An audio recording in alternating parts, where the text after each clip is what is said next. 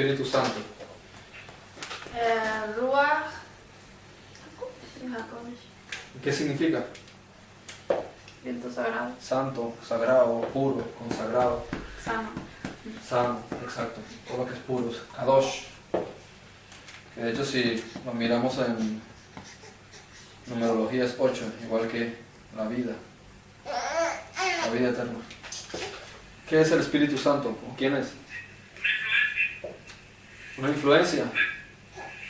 Una dedicación más bien, ¿no? Dime. Dedicación. Es el espíritu que viene de parte del Padre, inspirado por el Padre. Inspirado del Padre. Sí. Pues está el espíritu, ¿no? El espíritu de Dios, que también se menciona, y luego está el Espíritu Santo, que no tiene por qué ser lo mismo. El consolador. Paracleto. Y los mensajeros. ¿Y por qué consuela? ¿De qué consuela? Porque sustituye a Jesucristo. Claro, los consuela porque se quedan sin Jesús. ¿Algo que falte ahí? Espíritu administrador. ¿Qué? Un espíritu administrador. ¿Y qué es espíritu administrador? Yo entiendo que son los mensajeros que están trabajando también, entre comillas, para nosotros, entre comillas, porque tampoco es que sean nuestros esclavos, sino que están ahí ayudándonos a nosotros aquí. Y eso también, todo, de por sí también conforman, supongo, lo que tengo entendido del Espíritu Santo. Bien, consolador, espíritu administrador, dedicación, influencia. Y el que nos guía hacia toda la verdad. Ok, entonces también es el espíritu de verdad, está asociado con el espíritu de verdad. Entonces, antes de entrar en materia, ¿qué es lo que entendemos por espíritu? Toda vez que en hebreo el ruach es viento y es un ente. Un espíritu, una persona cuando sale de su cuerpo, un demonio como le llaman, todas esas cosas también son llamados ruach. Pero el viento también es llamado ruach, y eso hay que tenerlo en cuenta. En griego, neuma es exactamente lo mismo. Neuma también. ¿Okay? ¿Por qué hace la distinción de espíritu y no nos da un nombre propio? Al Padre le dan un nombre, o por lo menos eso nos dan a entender desde el Antiguo Testamento.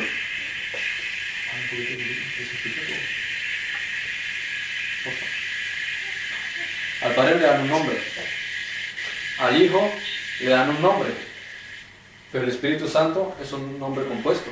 Al Padre lo llaman de diferentes maneras, al Hijo lo llaman de diferentes maneras. Jesús, el Cristo, a él le llaman Adonai, le llaman también, voy a dejarlo así, pero el Espíritu Santo, ¿cómo le llaman?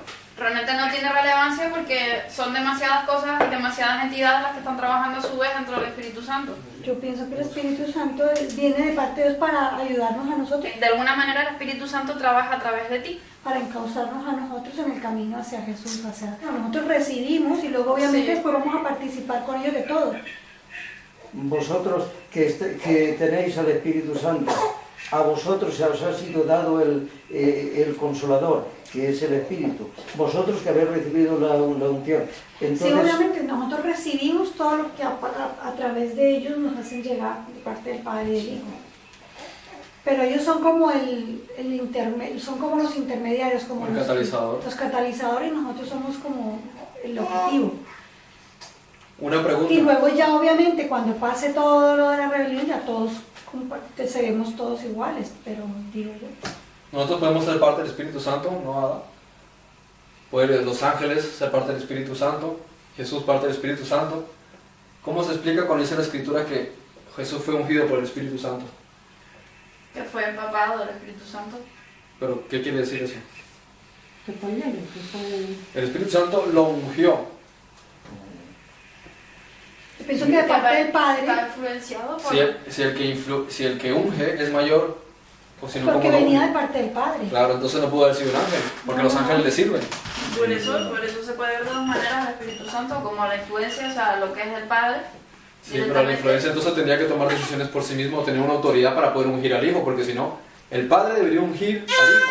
Unción, en unos casos unción, en otros casos información, en otros casos consolación, en otros todo, como que los que portan, creo yo así, lo veo yo como... Pero ya falta también un añadido en la frase para explicarla mejor.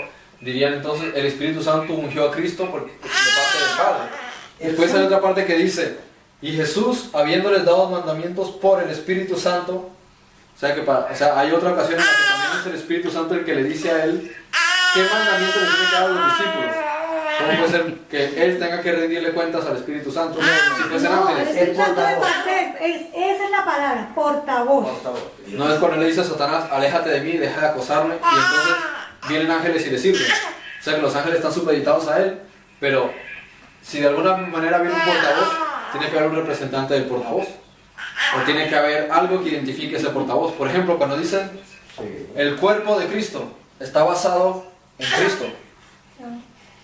Aunque también el delegue. Cuando habla del Espíritu Santo, pero el cuerpo de Cristo está supeditado a Cristo.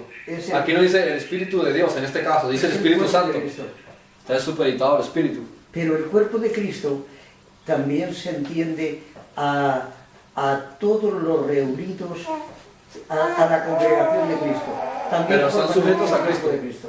Están sujetos a Cristo. En el caso de si los ángeles trabajan en este Santo Espíritu, ¿a quién están sujetos? Pero hay dos espíritus, o sea, el Ruach HaEmet no es otro como otra significación del Espíritu Santo que viene de parte exclusivamente de Cristo. En términos generales se le llama Espíritu. Se diferencia de Santo, o sea, se le especifica como Santo por una razón muy concreta, y ahora voy a eso.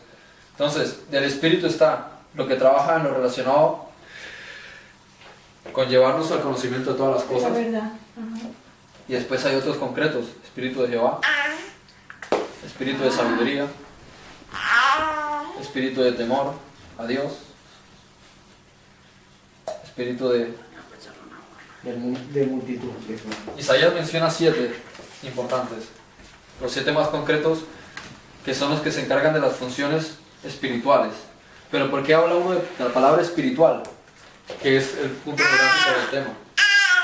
El punto neurálgico es ¿por qué dice espíritu? Porque tiene que ver con todo aquello que es de arriba. Por eso le llama espíritu. Y al referirse a lo de arriba, se refiere al reino de Dios y se refiere a todo aquello que va a heredar. Se refiere a todo aquello que va a heredar. Por eso dice, esta carne y esta sangre no van a heredar el reino de Dios. Esta carne y esta sangre. Entonces, porque dice esta carne y esta sangre y no se refiere a el mundo físico, no va a heredar el reino de Dios. Mira que Jesús dice, quien no coma mi carne y beba mi sangre. ¿Por qué dice carne y por qué dice sangre? ¿Por qué no dice solamente carne y ya uno sobreentiende que incluye la sangre? No va a ser la carne sin la sangre. ¿Qué sería el cuerpo sin la sangre? ¿O porque no dice solo la sangre y no incluye la carne? Porque está hablando de simbolismos. Eso es. La carne se refiere a que tienes que sujetarte a Cristo. Y cuando habla de la sangre se refiere al Espíritu Santo. ¿Cuál es el papel fundamental del Espíritu Santo? Llevar la verdad. Sí, pero la verdad, ¿cuál es? El reino de los cielos y la vida eterna. Es guiarnos a... Por eso se llama Espíritu Santo, se llama porque tiene que ver con todo aquello que es lo espiritual. Esa es la razón elemental de por qué se llama de esa manera y no tiene un nombre propio cualquiera, ¿no? Entonces se llama Espíritu Santo porque es diferente de todos los otros espíritus: espíritus de maldad, espíritus de las tinieblas, los espíritus inmundos, espíritus contrarios, espíritu de cada individuo. Entonces, para diferenciarlo de todos los espíritus se le llama Espíritu Santo. Y hace la connotación de santo refiriéndose a la pureza, y es el Espíritu entonces que nos influencia en lo espiritual para andar en lo espiritual y para ir en camino hacia esa pureza. Creo que le dará el reino de Dios. Fíjate quién es el administrador. Mira que el rey David dice: no quites de mí tu Santo Espíritu. ¿Por qué no dice no te alejes de mí? ¿Por qué él hace esa connotación y dice no alejes de mí tu Santo Espíritu? Como si el Espíritu fuese otra cosa separada de él. Como si uno dijese: Adán, ven conmigo. Y otra persona me viene y dije: Adán, trae tu espíritu conmigo. ¿Por qué tiene que añadirlo de espíritus? Y eso se sobreentiende que puede. Como su influencia. Claro. ¿Por qué no dice directamente tú? Porque claramente si él dijese Dios, tenemos que ya borrar un montón de historia, porque entonces Dios estaría trabajando con cada uno de nosotros y no haría falta tener que hablar de intermediarios. Pero al decir espíritu quiere decir Dios está ahí y hay un punto intermedio que es lo espiritual, y quien hace de vínculo y conexión entre tú y nosotros es el Espíritu Santo, y quien conecta con nuestro espíritu con el Espíritu de Dios. Entonces, aunque Jesús haga todo el resto de cosas, esa parte que trabaja entre la conexión del Padre y nosotros y que se encarga de todos los aspectos espirituales es el Espíritu, o sea, el Espíritu Santo. No os dejaré huérfanos del propio Jesucristo. Por eso Melitz significa del cual se sustituto. responsabiliza, como en primera persona. Melitz por eso significa sustituto, que traducen consolador, pero es realmente es el que me va a sustituir, se va a encargar de hacer mi trabajo. Eso. Otra cosa es que el que se responsabiliza de los actos sea el propio Cristo. Por eso yo estaré con vosotros todos los días, hasta el fin del mundo, en la responsabilidad. Recuerda cuando tú me preguntabas que para mí que era nacer de nuevo, yo te decía que era nacer de nuevo, para mí era volver a conectarse, que es lo que tú dices ahora, esa conexión es que Claro.